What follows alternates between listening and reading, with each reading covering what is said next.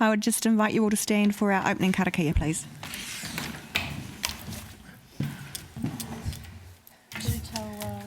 Te tawa mai i ranga, te tawa mai i raro, te tawa mai i roto, te tawa mai i waho, kia tautau mai te tū, te mauri ora ki te katoa, hui tai ki. Thank you.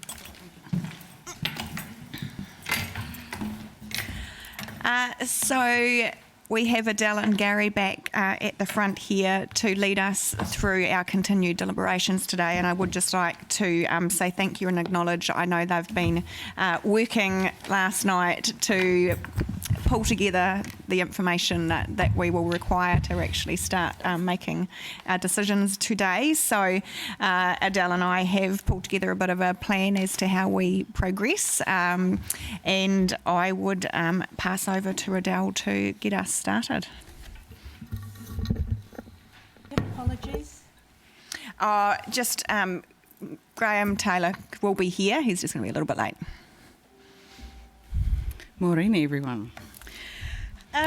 Okay, so what we've prepared is some responses to some of the headings that we identified yesterday that Council wanted to follow up on based on the feedback from the hearings and the submissions that have been received to date. So I've just got a list of those and we'll go through that. I'm happy to answer any questions as we go along. It may not be in the right order, but I've just got a list here, so I'll just run through that list if that's all right. Okay, so there was some discussion yesterday around the naming of our differentials. There was some confusion potentially around what that actually meant when you actually give them either a number or something. It was how we could better define those.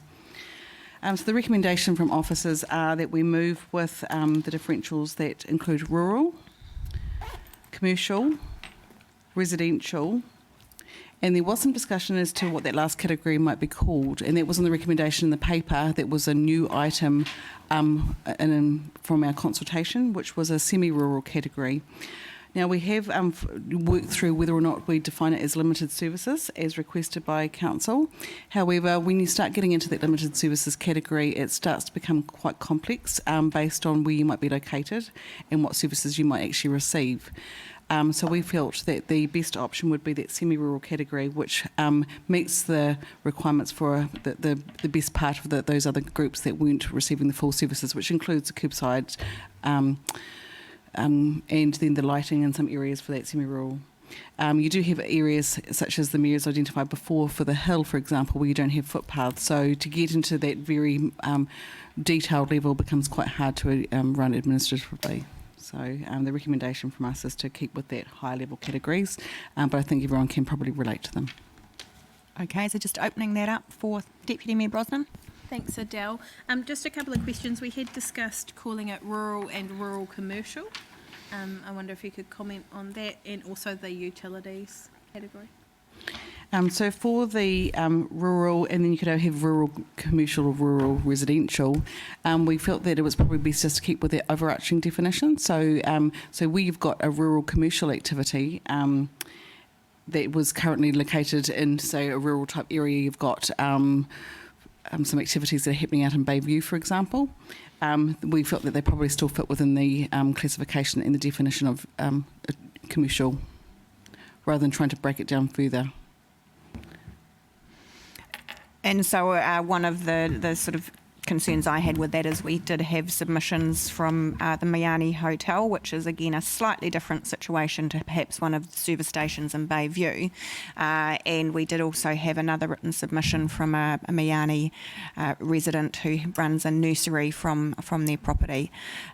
So just putting that on the table for further comment so that we can discuss whether we are collectively happy just to have the one commercial category or whether we do feel there is a need to recognise that, and there would only be a very small number of these commercial activities, I'm sure, that would fit into that slightly different area.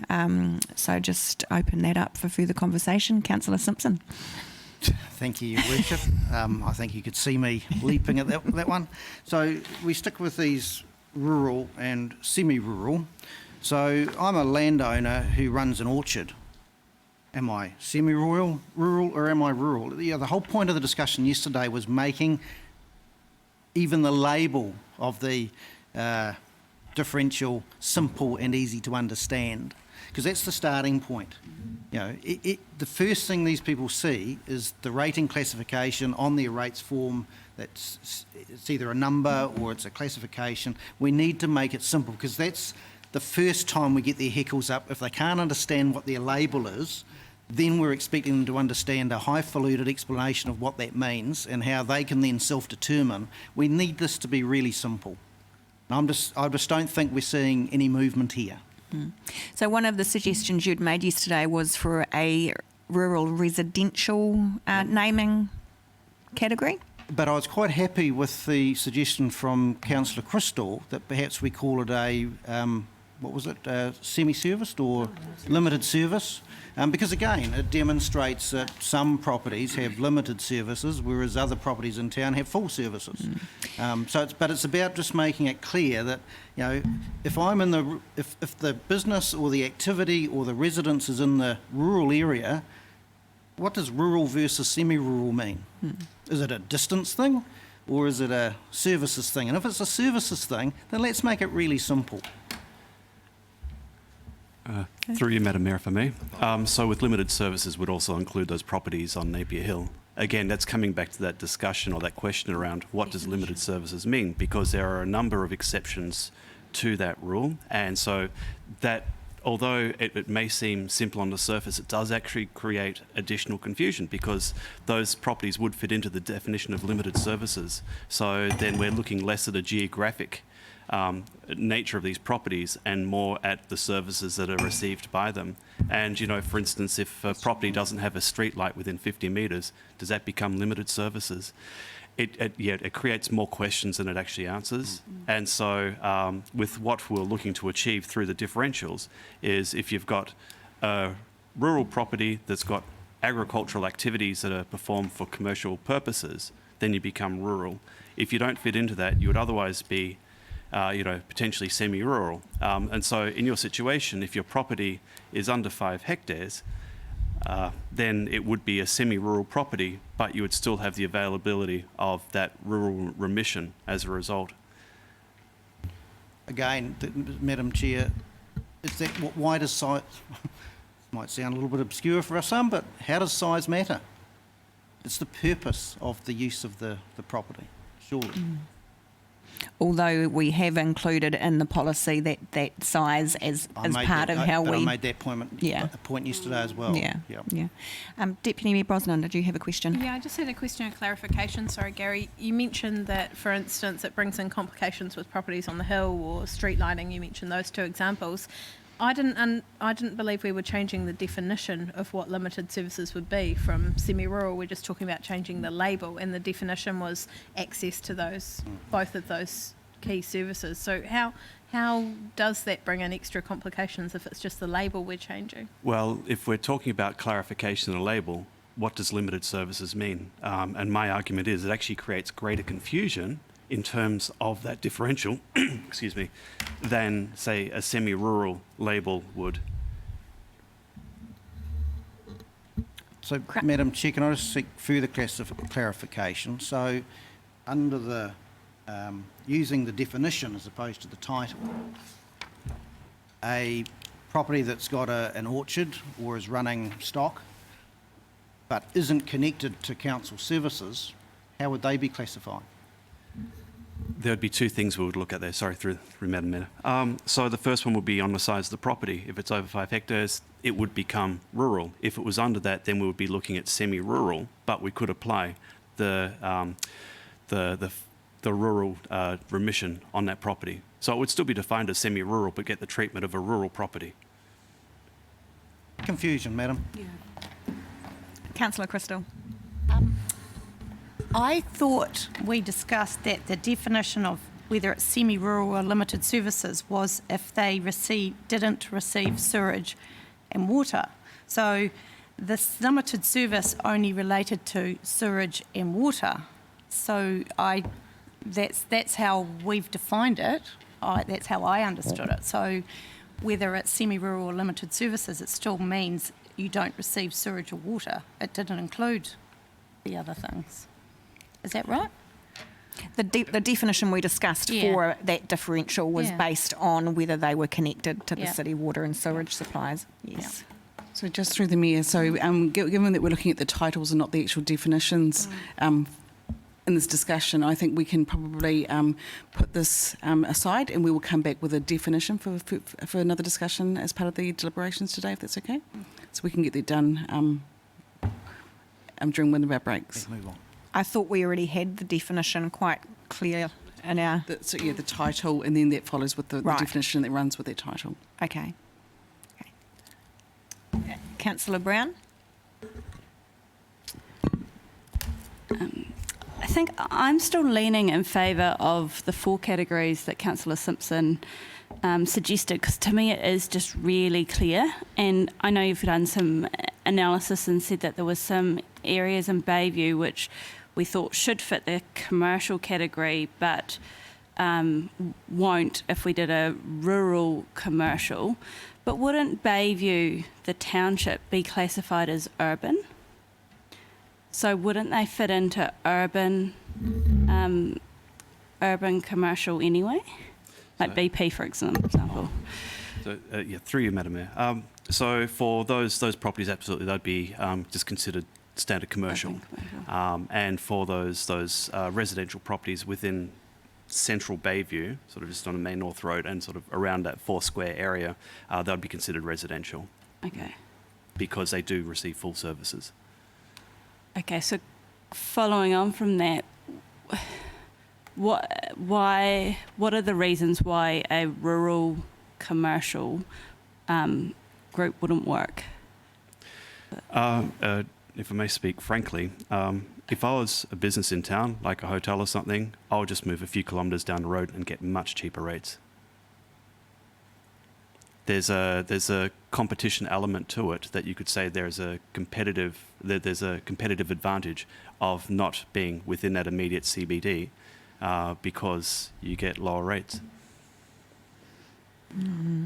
Although they would be incurring other significant costs if they're not connected to the water or the sewage system. So that would probably counteract that argument from a competitive market perspective.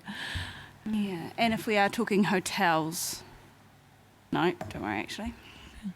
'Cause the pancakes Councillor wouldn't Bogues. apply. Yes, thank you.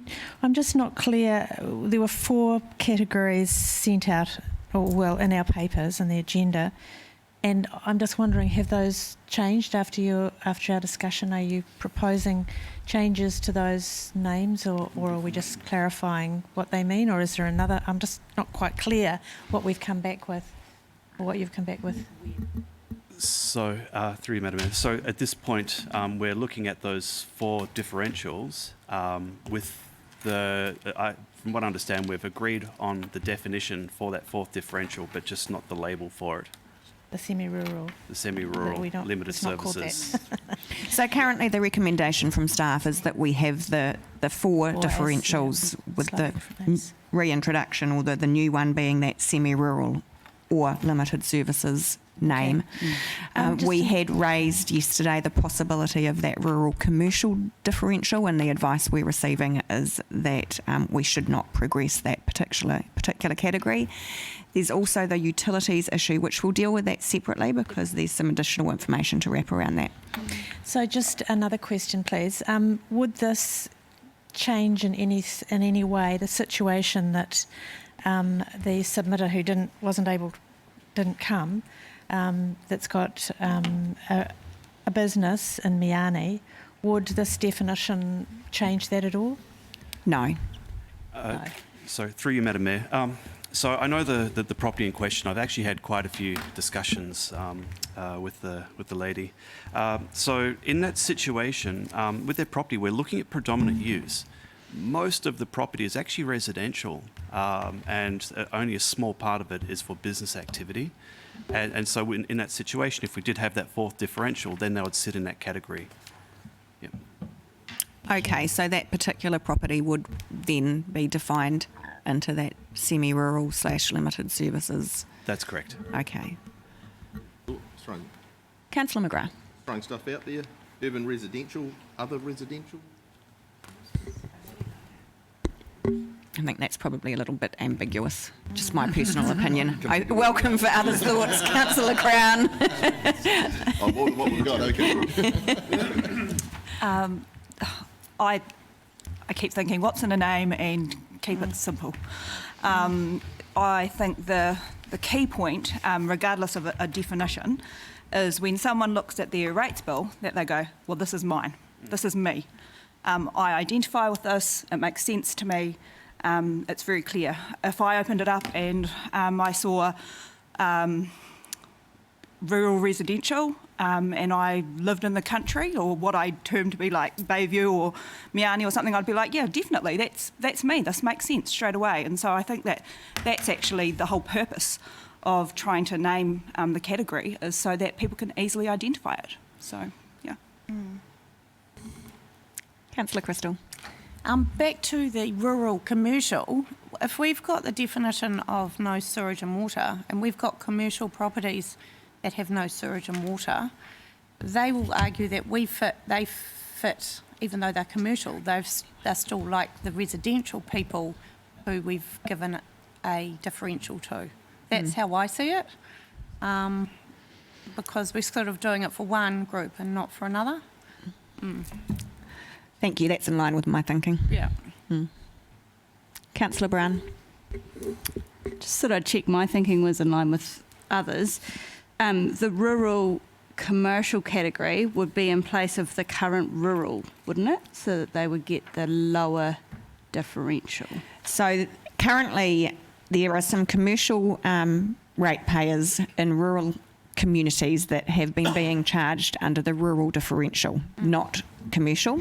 So this would be making a shift so that there is the recognition that they're undertaking a commercial activity, but that they're in a rural community. So if we introduce that differential where they are not connected to city water or sewage, we'd be acknowledging that, but we'd still be ensuring that they're being charged at the appropriate commercial rate, but potentially with a discount, which is what we're essentially discussing now. Gary. Sorry, thanks, Madam Mayor. Maybe it would help if I just reread the definition for you, just to provide a bit of clarity, because it's another day. So with that semi-rural or whatever the category may be called, the definition we've looked at is any property that is not defined as commercial and industrial or rural and would otherwise be defined as residential other, but is not connected and cannot reasonably be connected to city water and sewage systems, is defined as semi-rural. Yeah, I think we're all reasonably clear with that definition. Councillor Mawson. Just through you, Madam Mayor. Gary, would that be and or? You did say both. Water and. They have to be, both. Yeah. It must be both, because we do have some situations where they may be connected to city water, but not to sewage. And so we're looking at that overall category and saying, well, they have to have both in order to be defined as residential. Councillor Brown. So just back to that point before, I understand that was our premise of bringing those properties in. I'm just wondering if they fit the premise of why they have the higher differential. So, for example, that Meani Hotel, I was struggling to justify how it had a significantly higher burden on our services, which is the reasoning for commercial having a higher differential. And I guess if you consider the infrastructure that's around, so they have a significant car park area, which would be creating runoff from a stormwater perspective. They still have a lot of similarities to other commercial activities and businesses, aside from the fact that they're not connected to city water and sewage necessarily. And they still have a higher volume of people going through the building, which are accessing, the roads, etc. Okay. Deputy Mayor? Yeah, through you, Your Worship, could we consider if we were to include rural commercial activities in the standard commercial differential a remission relating to limited services, for lack of a better term, just to acknowledge that they do have a different level of effect or different access to services as a whole. That's in line. It's in line with my thinking. I think because of the limited number of commercial businesses this would actually apply to, I don't know that we necessarily need to have a completely separate differential, but have within that category a remission option for those types of businesses. And just through the mayor, so the special circumstances category, is quite broad. So it would give council the option, even at this point in time, to consider under that basis. Okay. Could I just ask a question about that? My concern around special circumstances is it doesn't give any clarity to the ratepayer that the specific circumstance that we're discussing, for instance, rural commercial activities, would be encouraged to apply, or you know what I mean? I think special circumstances is really broad. It's fully at council's discretion, etc. Is there any way to give a bit more certainty?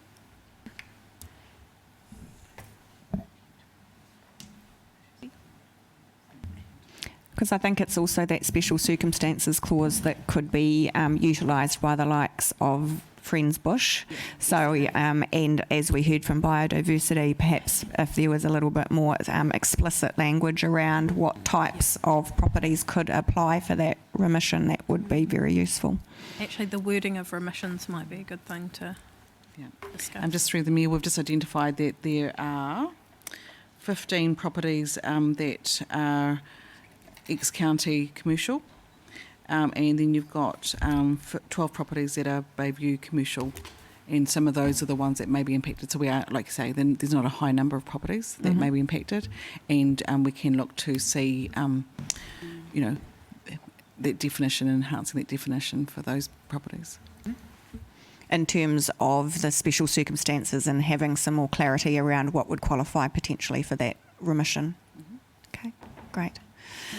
Okay, so just trying to wrap up this particular item, I'm hearing a very consistent message, I think, that around that naming convention for the what has currently been called semi-rural in the paper before us, we would prefer that to and I do think we have a little bit of a split here, either be something along the lines of rural residential or limited services. And I think I'm personally sitting with rural residential as my preference, and it would be good if we could nail this now. So I'd just be keen to, even if we do it as a show of hands, and if anyone's got any really strong views, then you're welcome to put those forward now.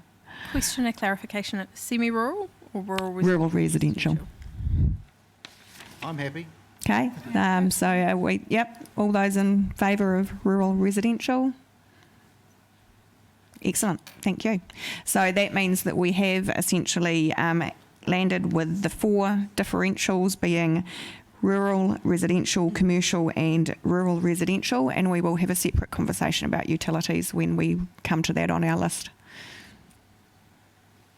And we've also, and we'll need to get some wording around this, we've also essentially advised that we would like some additional clarification around the special circumstances remission for, is that just that specifically for commercial properties, isn't it, Gary? Or does it relate across the board to any type of property? Special circumstances can be used for anything. Okay, so providing some clarity around what types of properties would be able to access that remission.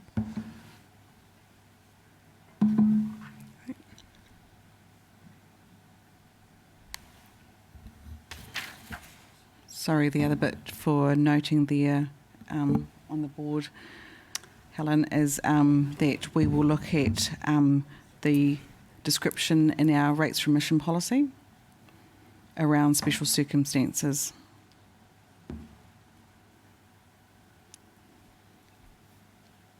What was that, sorry, Adele?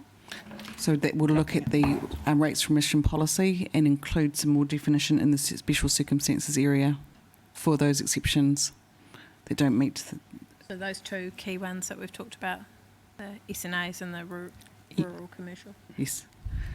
So that includes, Helen, so it includes SNAs and rural commercial.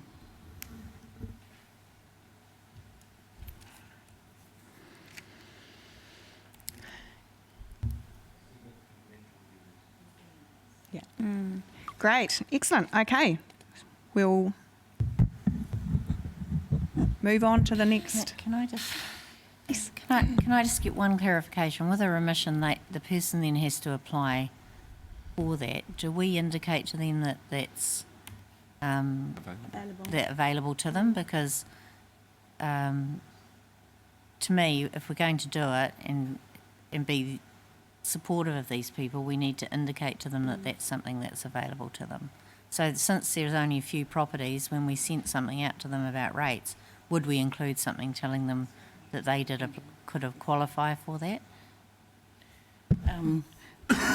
Each would have to be assessed by council on a case-by-case basis, because you might even have some differences within that particular area, and so that would be a decision for council. But we can certainly let people know that they may fall into this category, where there may be some exceptions for consideration.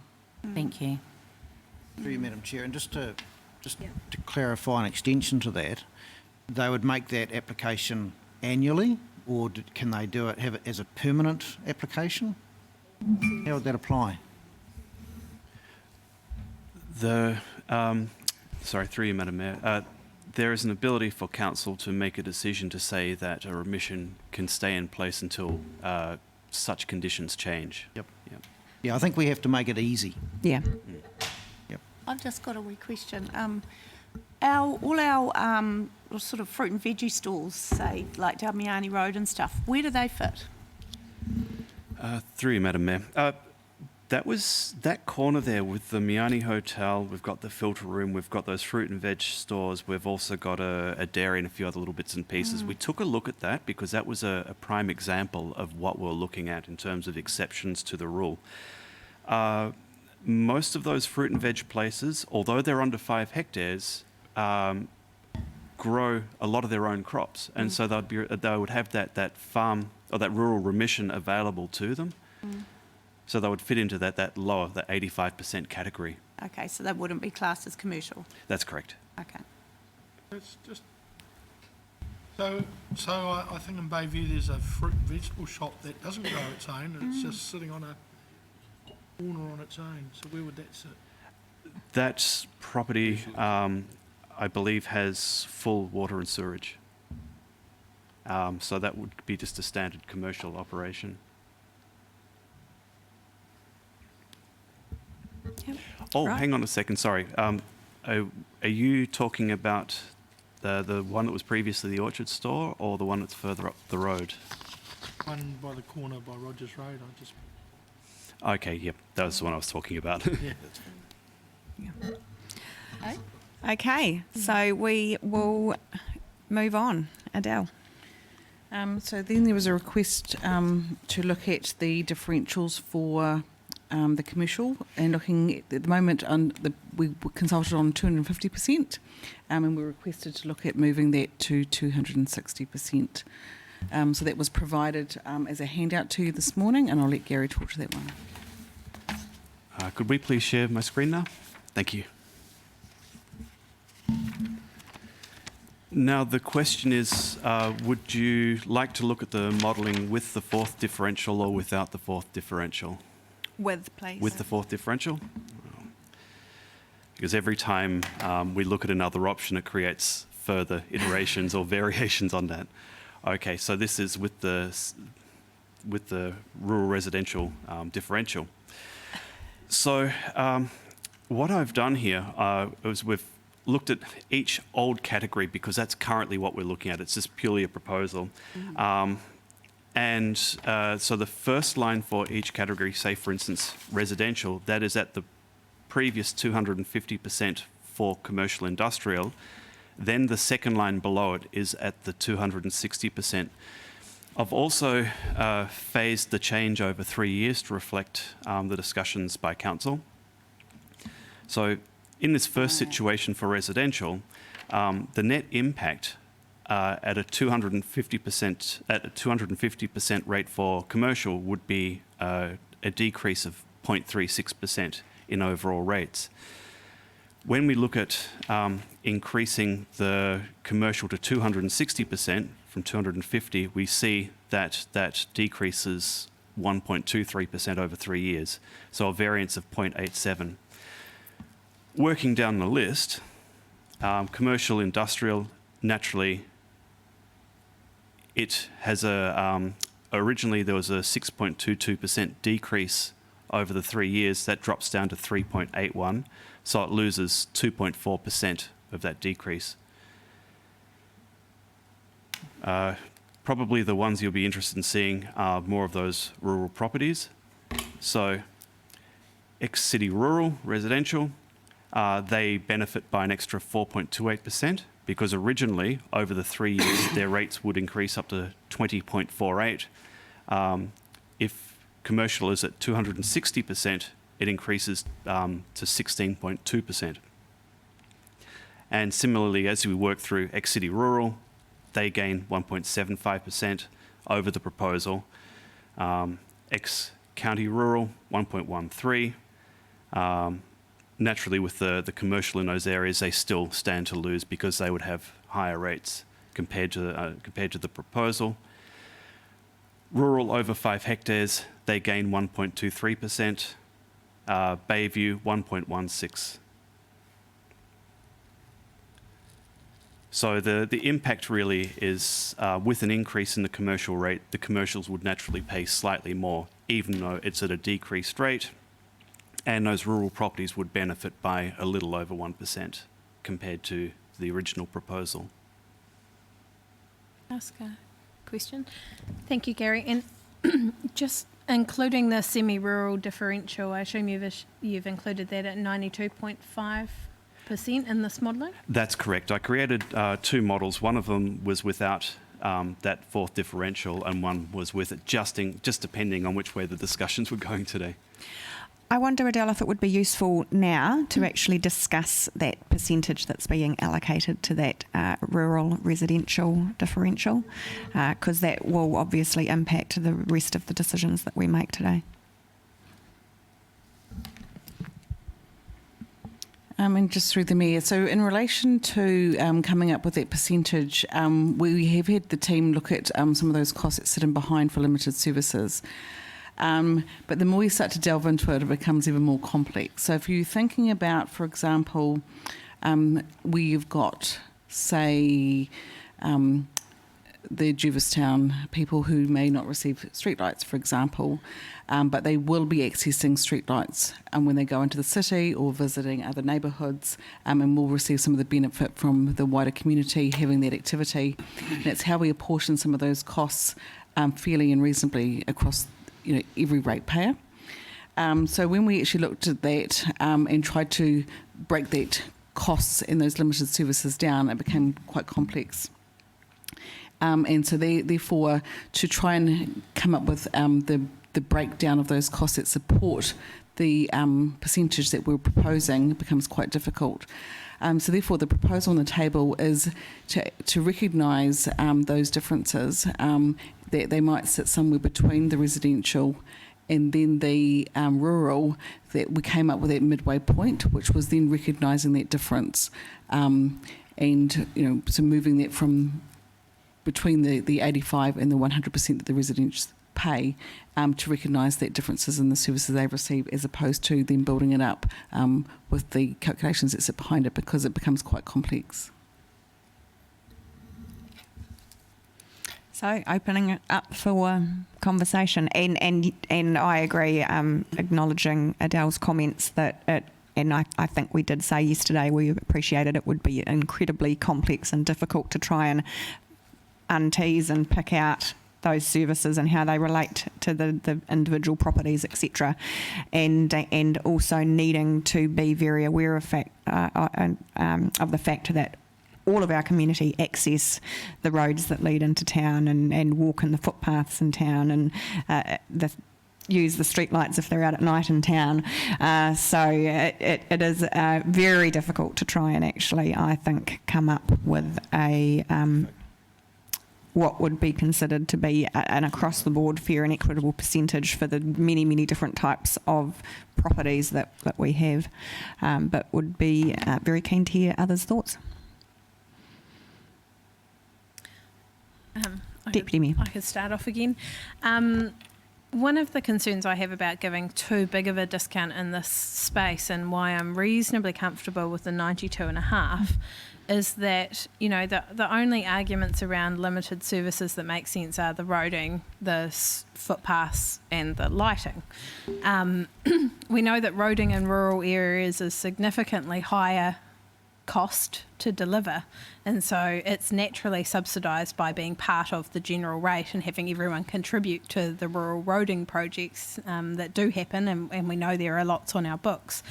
And so that, coupled with the smaller number of rural residential properties, makes that activity to deliver actually really costly, and is a benefit to having it included in the general rate. And so in my head, I think that is out, you know, that almost equally weighs with the non-provision of street lighting and curbside, you know, footpaths right outside doors. So I think it's actually, in my head, really easy to, you know, I was comfortable with our original recommendation of 100%. I think this is a good compromise because, you know, of the feedback we've had. But I think if we went too low, we would be unreasonably burdening the residential ratepayers in the provision of services to rural residential properties as well. So I think halfway between the two is as good a number as any that you could come up with, taking your point that it's actually really difficult to try and break these down service provision by service provision and assign. You'd still be picking a weighting of that out of thin air essentially for each of those dollar figures. So that's just my thought for the just table. Thank you, Deputy Mayor Brosnan. Any other views? Just make Councillor a comment. Price? People from Bayview don't travel on one of our roads to get to town. Really? They travel on a state highway, which is not funded by us. Valid point. And then they travel on our roads when they're actually in the city. But most of their travel is not on a road supplied by us. I personally, can you hear me? Pull your mic in. Yeah, I know. Just told you so. I think we might have seen too much of each other this week. Now we can. You want to hide behind a mic.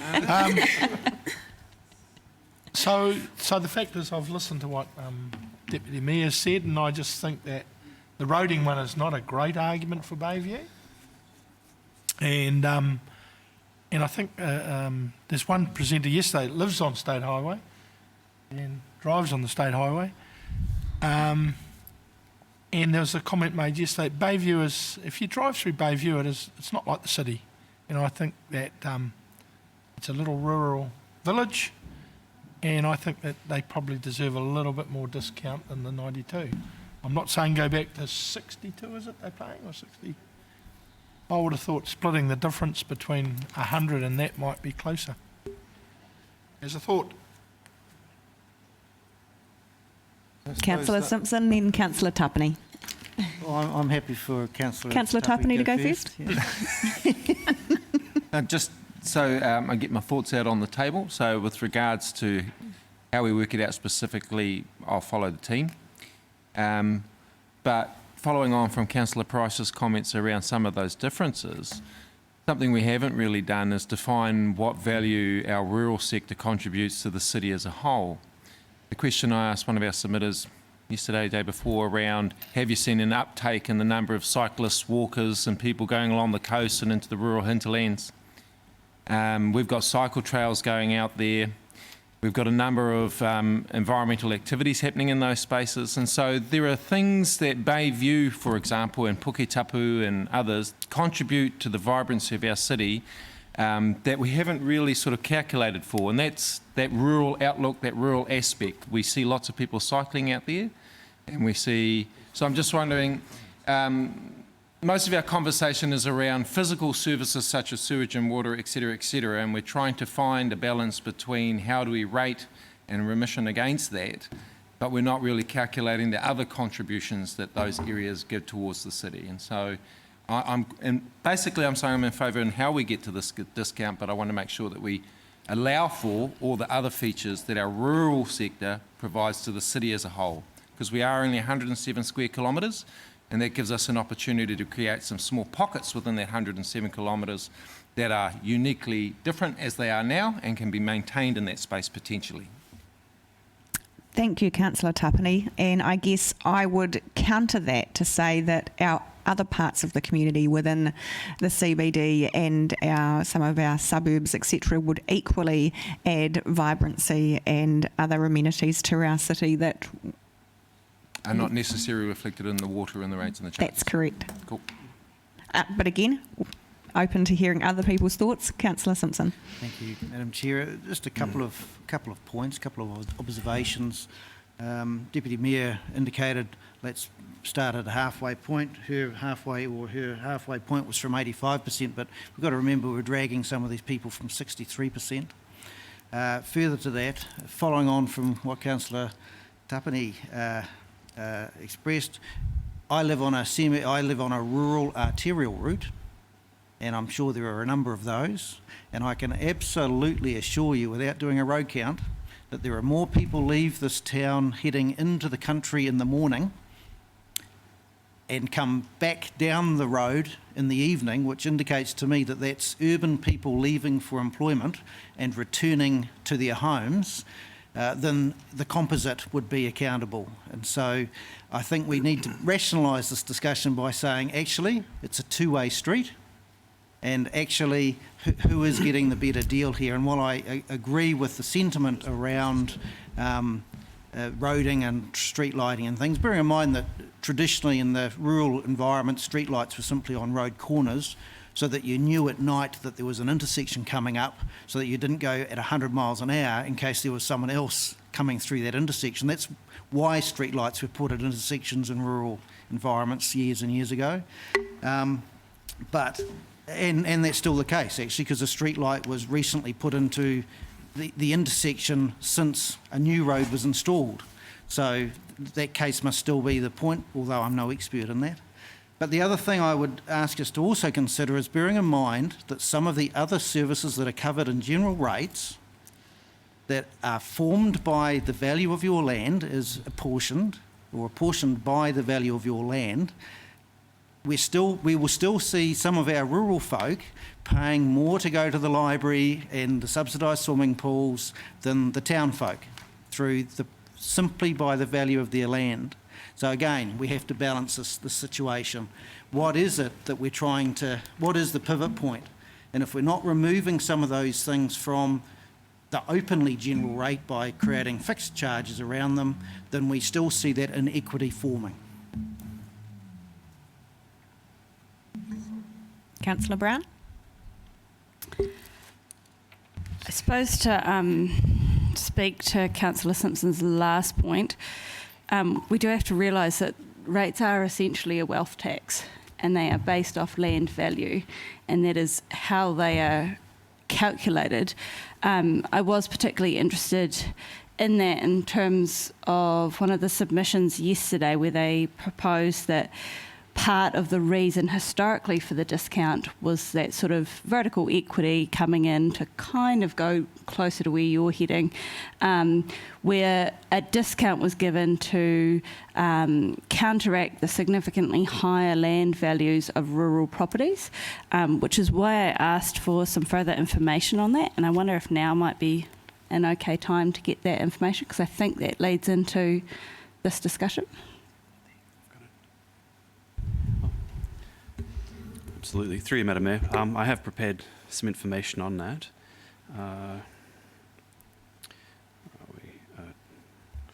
So many spreadsheets. So I initially prepared. Oh, yep. Yep. I initially prepared this based off of land value, but unfortunately, doing that, the residential comparison. I've got residential, semi-rural, and rural. The residential comparison completely masks the semi-rural and the rural in those upper areas. Initially, though, what this does show is that the bulk of residential property is in that sort of 100,000 to 250,000 category. And so just to speak that with regards to the UAGC as well, it does show that by increasing the UAGC, there would be a larger percentage of those residential properties that would experience, that there would be a transfer of that general rate in that direction. So because of that masking, I decided to look at it based on percentage so that we can get a better idea of the mix of those three categories. So when we're looking at it on percentage, we can see that almost 70% of residential properties are in that 100,000 to 250,000 grouping. When it comes to those rural residential properties, they're in that 250,000 to 500,000 grouping. There are still quite a few in that 100 to 250, but the biggest percentage, we're heading towards 55% in that 250 to 500,000. And then it progressively drops off from there. Rural, which naturally has a greater land value, hence the larger discount in a differential, we'll see, from 500,000 to 750,000, the bulk of it is there. And it progressively trails off, but it still remains flattish as we head up towards $1 million, $2 million, $3 million.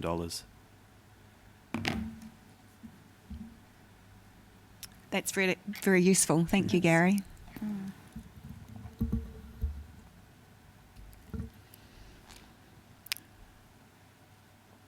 And so I guess touching on the fact that we have confirmation here of that higher average land value for our rural residential properties, just opening up again for people's views on the appropriateness of the recommended 92.5%. And I just want to throw into the mix, I guess, for something else to consider as part of this, is could we also be using the UAGC as a counterbalance as part of this as well?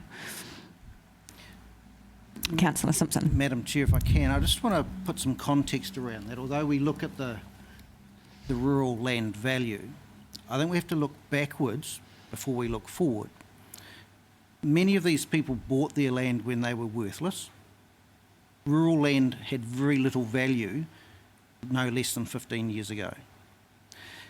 It has rapidly increased in value. Now, if you think about that and look at the demographic of the people that have demonstrated their concern about the rates change, generally, maybe it's opportunity, they've had their opportunity to come in to make submissions to us.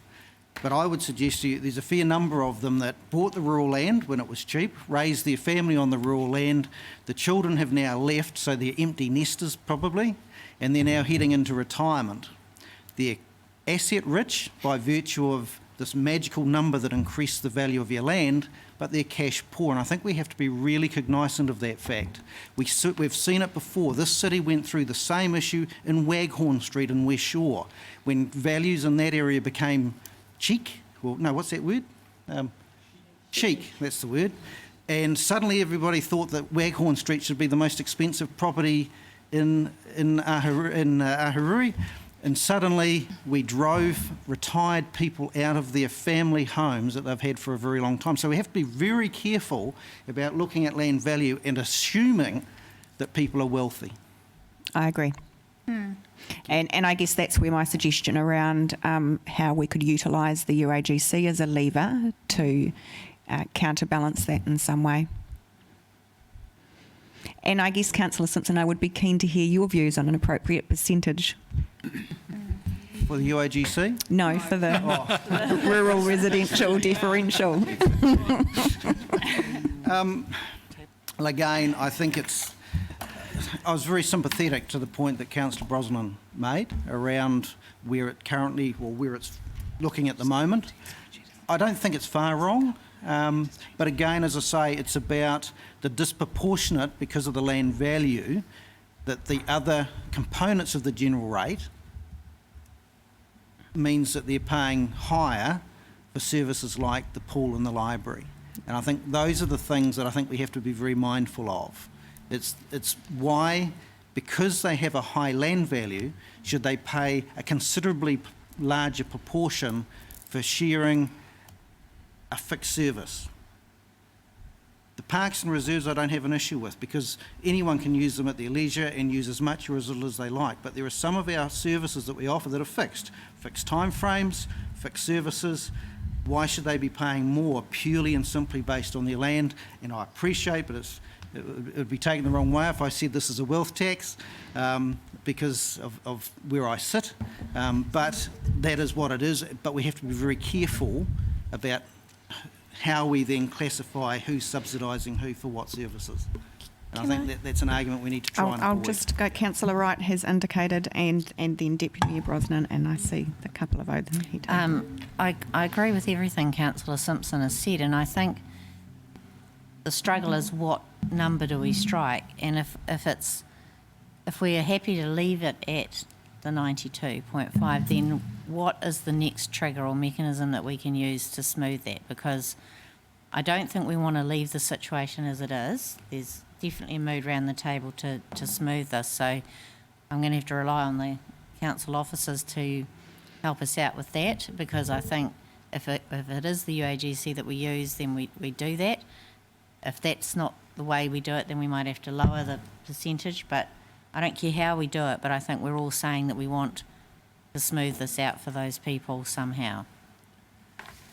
Deputy Mayor? I just had a question of, I suppose, clarification in myself to the discussion Nigel was having. We've talked a lot about them subsidising, that group, the rural residential, and I suppose looking at that first, if you wouldn't mind, the values, just the number of people rather than percentage, actually you can see in every category there are more residential people paying the exact same amount for the pool and the library, etc., based on land value by, almost 100 times there than what there are rural residential people. So I'm trying to understand in myself, are they actually subsidising? Because on the look of that graph, to me, it looks like there is 100 times more people in residential areas that are paying the same for those fixed services because their land values are the same or higher than what there are rural residential. And so I'm trying to increase my sympathy for the number. But looking at based on those in terms of count, there are far more residential properties paying the same, if not more, for those fixed services than there ever will be rural residential, just based on count. Gary? If I may, Madam Mayor. Part of my background is I've actually got a degree in financial planning, and I've been working in this world for well over a decade. So the move to council was maybe a novel one, but it has been a challenge. I've learnt a lot. A couple of things. One comment around these percentages is when we're looking at these high land values, another way to look at it, unfortunately, is an unrealised capital gain. When you sell, you make a profit, and that is a hard fact. The other thing which I raised yesterday, and you need to treat this with a lot of caution, is the increase in the land value for these lifestyle properties is an economic trend. It's not a fundamental change, it's an economic trend. And so when you're creating policy and making rules, you have to be really careful about trying to create policy against economic trend, because it will change. And so at the moment, there is a trend towards buying those semi-rural lifestyle properties.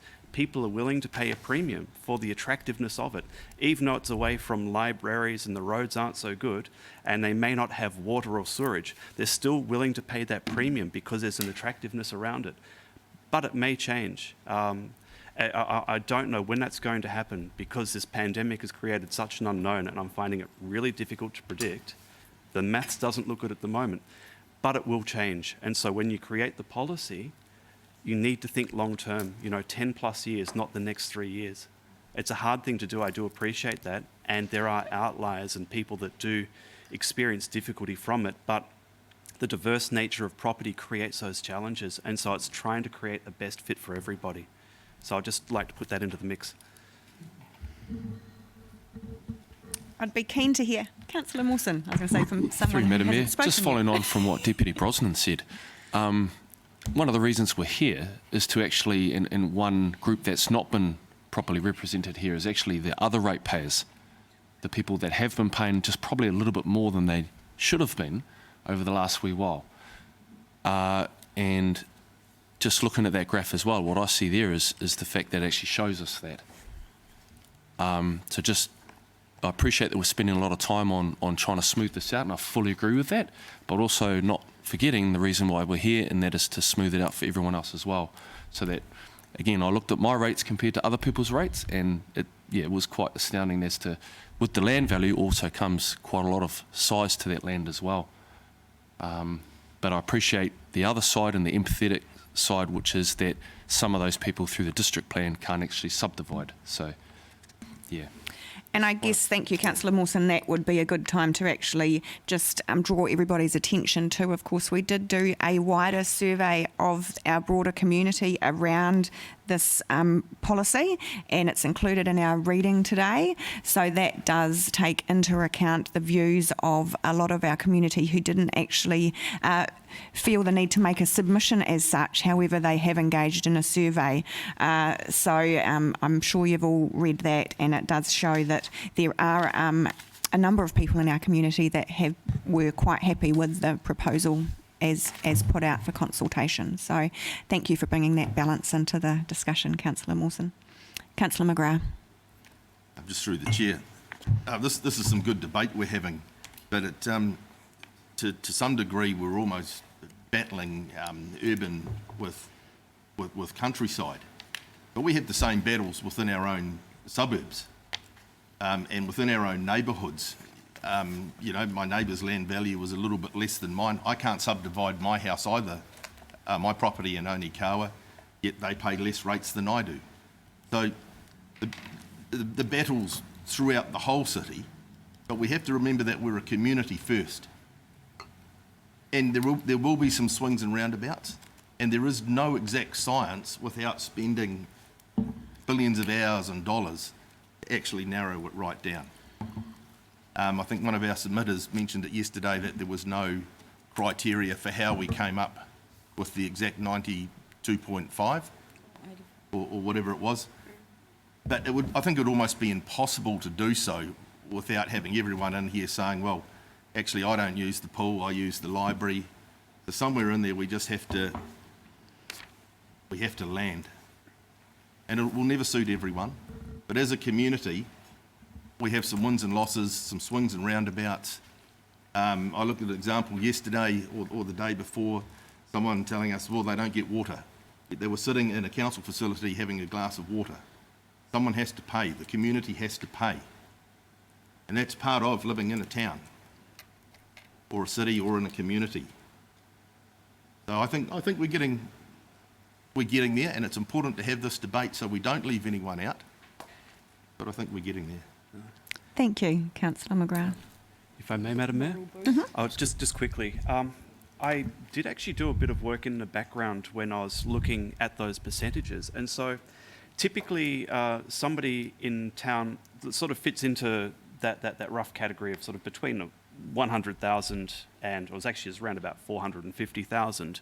Some of the costs that they would pay. So looking at the characteristics of water and sewerage, and usually in terms of targeted rates, they pay about $780 more through their targeted rates for the various things, including, say, the fire service and those things.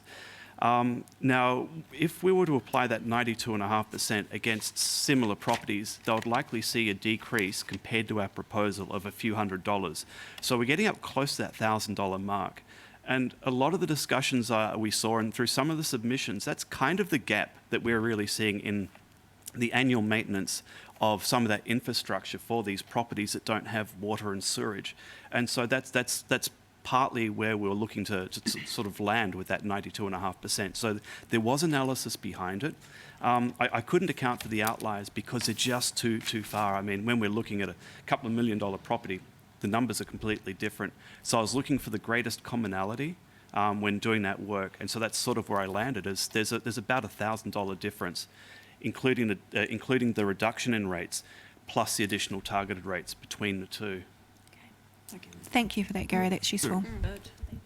Councillor McGrath. Just for my own peace of mind, Gary, when you're talking about the over $1 million properties, they might, sorry, they're more likely to be outlying and larger with an ability to make an income.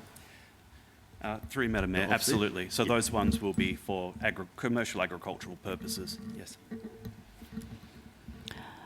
Okay, I'm feeling like we are actually making some really good progress here, and I would just like to put it on the table at the 92.5%, recognising we have the ability to, when we work through the rest of the list, to use the UAGC as a lever if we believe that's necessary, and we do, of course, also have the option of phasing over 3 years. So I'd like to put that as the current proposal for us to move forward with, and I would be keen to hear if anybody has some strong views other than that. I do.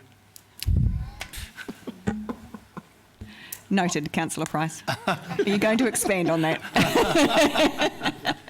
You're running next election? I just would like to see the gap softened a little bit more. So by that, we may be able to do it some other way. But at this UAGC. stage, I would say the 92.3 or whatever's on the back burner a little bit with me, but to see what the end result is with some softening through the UAG. Very good. Does that make sense? It does. Councillor Brown? Just to throw in with my ward councillor hat in, it's not just lighting and footpaths. There was a good submission yesterday, and it also includes railway barriers and lights, which I thought was quite a significant one.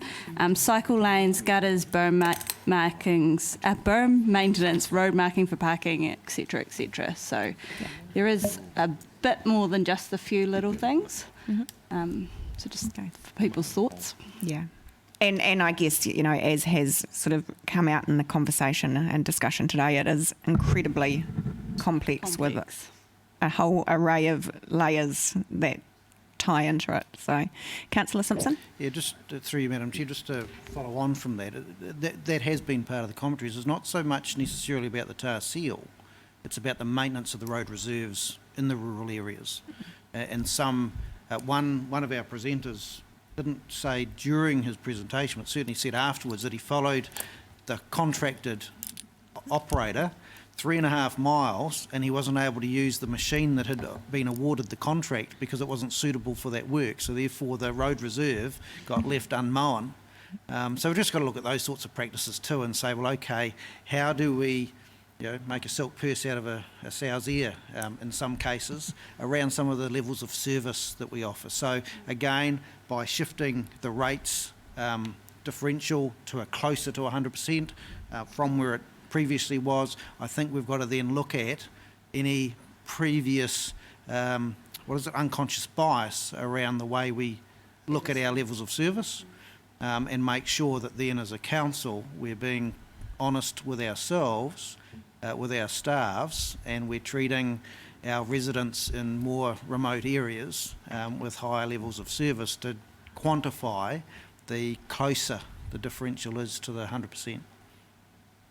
Good point. Mr. Councillor Simpson and I had that conversation with that submitter as well. Yeah. Just a point on, Hayley and I both got taken for a drive around Bayview, and the state of the roads and the drains, if they were in the city, they would be fixed. They were disgusting. And whether, we're under tight times, and whether we can go and give more levels of services, that's what Nigel's getting at, is pretty unknown, really. And Priority Road is an example out Tairata Way of exactly the same thing. So, yeah. Just sticking up for us. Councillor Brown. Just a question through you for Gary. To change the percentage in your modelling, is it as easy as changing one cell, or do you have to change a lot? Through you, Madam Mayor, for which part in particular? Say if I was to suggest a 90% differential. I've built a simple model based on a complex machine in the background that we can certainly look at that.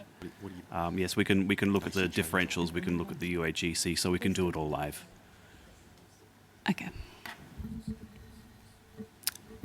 Okay, so before we look at changing potentially in our modelling tool, the percentage. I do just want to get a definitive answer in terms of the proposal that I've put on the table at the moment, which is the 92.5%, and then to, of course, in our further deliberations alongside that, consider the phasing and the UAGC as a lever. So again, I will do this as a show of hands, and if we have a majority that is happy with the current proposal, then I think that is where we'll land. If not, then we can ask Gary to plug in some different percentages in the modelling tool. Councillor Wright. Just checking before we vote that if we're not happy with what the result of any other smoothing mechanisms like the UAGC do, we can come back to this figure. Yes. Okay. Does this imply an increase in the UAGC, or is it Potentially. potentially? Because I'm not very happy with that. But is the 92.5%, is that what we sent out originally in the original proposal? No. No. We sent out 100% originally. 100%, right. Thank you. And so just through the Mayor, so what we've done is acknowledge that there were quite a number that came back, and this was the officer's recommendation to consider that additional differential. Okay, so I will ask that we have a show of hands based on the 92.5%.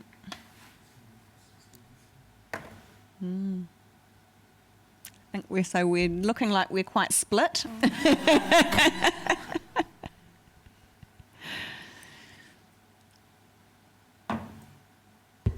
Does anyone have a suggestion about how we can move forward? Drop it. Well, I'd say raise it so we could be here all day. Exactly. It would Community's a community, all pay the same. it would be interesting to see what a 90% was. Okay. So let's at this point in time put a 90 into the modelling tool. I believe we'll have to carry on with the other issues because they're all going to impact. Is everybody happy with using 90 for the purposes of moving forward? Sorry, through the chair, can I ask what maths or science has been put into changing from 92.5 to 90, other than it's not politically good for some? And I would argue that the 92.5% didn't particularly have a great degree of maths or science as well. I agree. Because we've acknowledged that actually it's far too complex for us to be able to really accurately quantify. There's just too many factors involved to actually be able to quantify in a meaningful way what that percentage should be. Yeah, and I agree with that, but that factor could go both ways. So the split down the middle, I think, keeps us where it needs to be. I'd like to answer that. So split down the middle is going from 62 to 100, what's down the middle of that? That's about 80 something, isn't it? So what we're trying to do is, as I see your point, we're trying to soften the rates rise of rural people that are getting no better services. That's what we're trying to do. If you put 30% onto your residential around town, you'd be speaking differently if they're not getting any better service. And we accept that they probably won't get better service. And that's what we're trying to soften. Again, the argument could go the other way. We went to 100, and if you wanted to deduct the value of the services, it may end up at 97, 98. Councillor Simpson. Madam Chair, while I have sympathy for the discussion that's occurring, maybe we can leave this one on the table, look at our other tools, and see how that affects things going forward. Okay. Are we all in agreement? So that's 92.5% you're suggesting to leave Be that left on the on the table. table? Yep. Okay. Right. So that takes us back to the commercial differential being reviewed from 250% to 260%. And so the handout that you already have in front of you shows what the impact of that would be across the other differentials. would welcome people's thoughts on that. Councillor Price, gosh, you're being very Well, no. verbose today. Well, no, I don't have a problem with that because they are still getting a drop. So it's a different set to me. So they're coming back from, what are they, 69? 260? 269 to 260. 260. So they're actually coming back. So we're giving them a pretty good deal. Goes back on them. Deputy Mayor. Just a question. Was the initial rationale around the number we picked to be comparative to anything or any other areas? Was there, I seem to remember there were some numbers around what other commercial differentials looked like. I don't recall that was the rationale for us doing the What was the change. key rationale? Just My recollection, if I may, was just that it was a round number, and 268 point something was just a really odd number for having no science behind it. cool. That aligns with my recollection, Councillor Brown.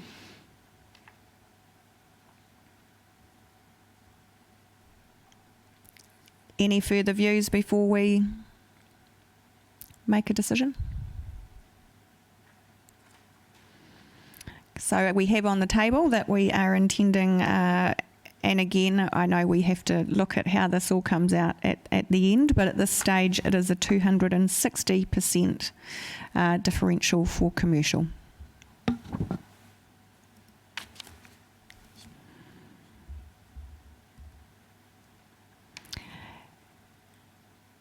And in terms of, I guess, and it's more of a general comment about our commercial ratepayers, is that their higher differential is in recognition of the additional burden that they place on our infrastructure and services and them meeting those costs.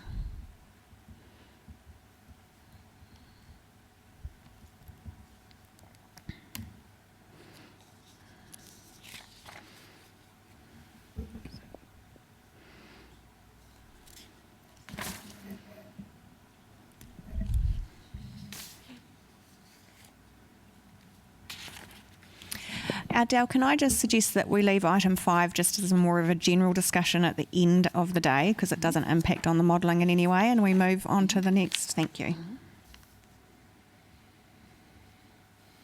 Which I guess is 7, is phase, which again we can leave till the end. That's so phasing we'll look at the end. Yep. Right, utilities. Okay, thank you, Madam Mayor. So this is an interesting area, and naturally, the submissions made by the two utilities companies were quite compelling. A little bit of a shock and awe approach there. So what we did to respond to this is actually take a look at some of the other councils nearby. So we gave them a call to find out information on what utilities pay in their areas. So for Central Hawke's Bay, found it was 32,000.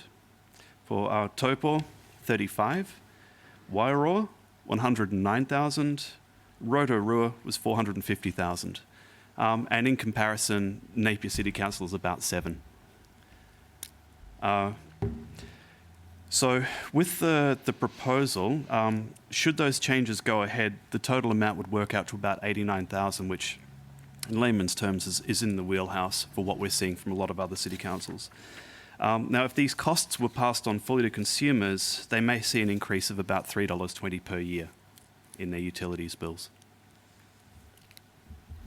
And just through the Mayor, just to take that a wee step further, there was consideration of council of actually bringing these changes in the rates over a 3-year period. So that $3.20 in the bill would then be split over a 3-year time frame. But also that the $89,000 does reflect that it's a commercial activity, and so that's where where that fit into the category. There may be some consideration of council in the future should you move from a land-based value to capital value, which would recognise the value of the lines for the utilities company, and so it may be able to be reconsidered in any future review of the policy. Madam Chair, can I just clarify, did those figures include the figures we're proposing? That included the storm water levy? Through you, Madam Mayor. That's correct. So it's actually the stormwater that creates the significant increase because we're basing it off the capital value of the assets. Which is why we provide the protection to them from stormwater, isn't it? From flooding and things. That's correct.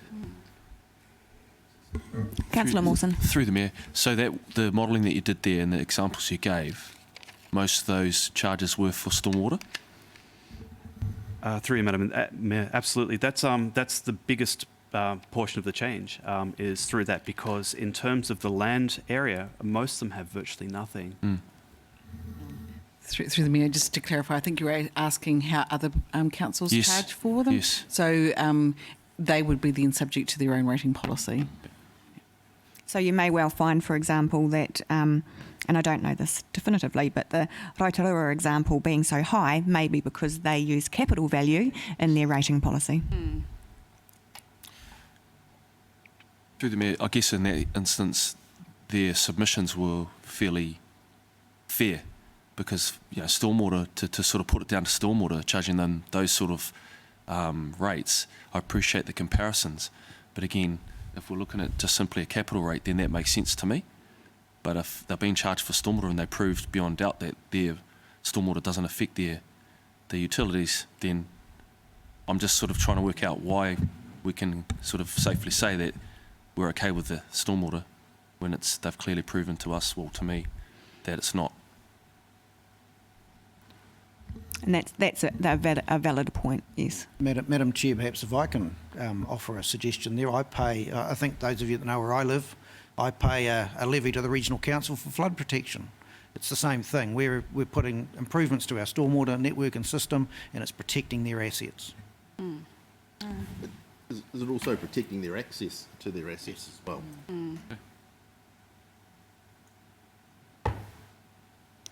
Okay. I'm getting a sense that we're probably happy to leave this unchanged. If anyone has a different view, speak now or forever hold your peace. Well, 3 years. Yeah. They're getting married. Okay, so the proposal around potentially introducing a different differential for utilities has now been taken off the table. So there's no changes to what's currently in the proposal with regards to our utilities ratepayers. Councillor Taylor. Just for clarification, and apologies for lateness, we're not looking to establish a new differential solely for utilities. Thank you. Okay. We do have morning tea at 10:30, so I would like to suggest that now's probably a good time for us to have a short adjournment. And if we could be back at 11:15, we only have the room booked till 12.